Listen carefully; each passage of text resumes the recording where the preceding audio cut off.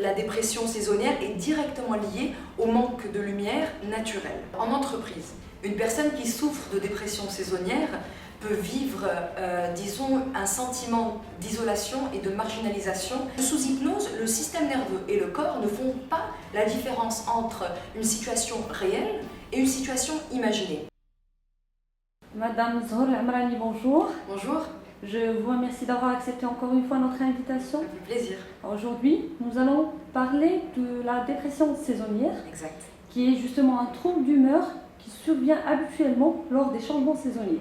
Pourriez-vous, Madame Amrani, nous en dire plus? La dépression saisonnière est une forme de dépression qui arrive en général à la même période chaque année.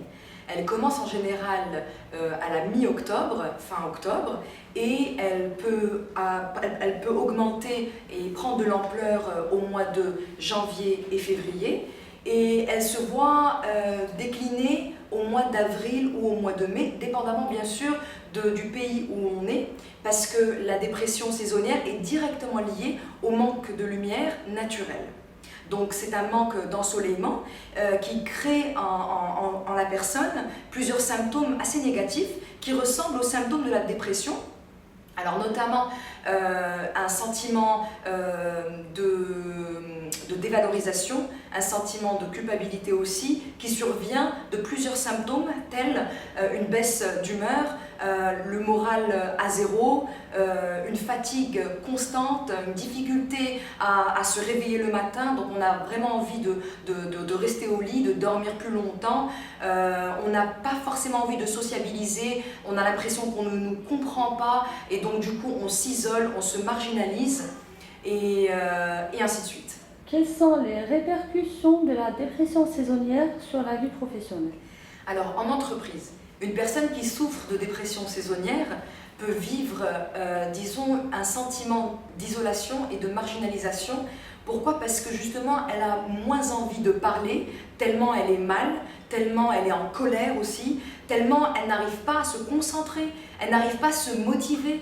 Et du coup, même sa sociabilité diminue grandement. Et c'est ce qui crée en elle ce sentiment même de manque de confiance et ce sentiment de dévalorisation suite à ça. Donc dans l'entreprise, la personne peut se voir manquer d'énergie, manquer de motivation, manquer de rétention de l'information et de concentration.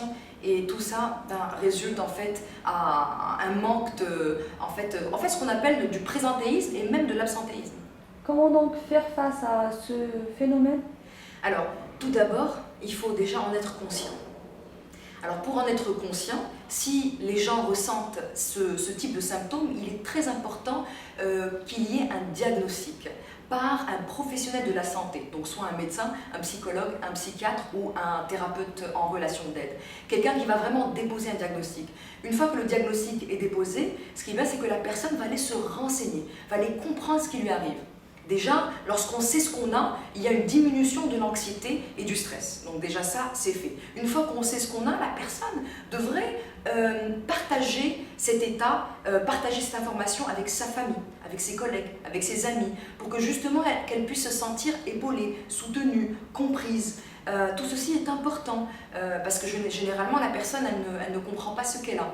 Donc le fait de partager un petit peu ce mal-être peut faire diminuer un peu l'importance que ça peut avoir et surtout augmenter la compréhension dans les relations interpersonnelles. Maintenant, il y a aussi d'autres méthodes. D'abord, il y a ce qu'on appelle la luminothérapie. Donc, comme on a dit, la dépression saisonnière, c'est un trouble dû au manque de lumière. La luminothérapie, c'est une thérapie qui consiste en donnant de la lumière naturelle à la personne qui souffre de ce syndrome. Alors, la personne, elle se met dans une séance, elle se met devant cette lumière pendant 45 minutes, et ce qui fait que le corps et le cerveau commencent à créer des neurotransmetteurs qu'on appelle l'adrénaline, la sérotonine, la dopamine, etc. Ce sont des neurotransmetteurs qui, justement, ne sont pas présents lorsqu'il y a un manque de lumière. Et généralement, même les personnes très dépressives ont un manque de ces neurotransmetteurs. Alors, mis à part la luminothérapie, il y a aussi l'hypnothérapie. Alors, en hypnose, une personne, lorsqu'elle est détendue, lorsqu'elle est en hypnose et lorsqu'elle fait une visualisation sous hypnose, Cette visualisation arrive à faire accroître, à augmenter les neurotransmetteurs dans son cerveau et dans son corps. Pourquoi? Parce que sous hypnose, le système nerveux et le corps ne font pas la différence entre une situation réelle et une situation imaginée. Alors lorsqu'on imagine en hypnose que les neurotransmetteurs s'activent et commencent à augmenter, forcément c'est instantané, le corps et le système nerveux réagissent. Alors, plus important, si vous sentez que vous avez des symptômes qui ressemblent à ça, première des choses à faire, c'est un diagnostic. Ne vous amusez pas à faire votre propre diagnostic. Donc d'abord un diagnostic par un médecin ou un professionnel de la santé, donc comme un thérapeute dans la relation d'aide, comme un psychiatre ou un psychologue. Et une fois que le diagnostic est déposé, renseignez-vous, regardez sur internet, regardez les forums de discussion, partagez votre expérience.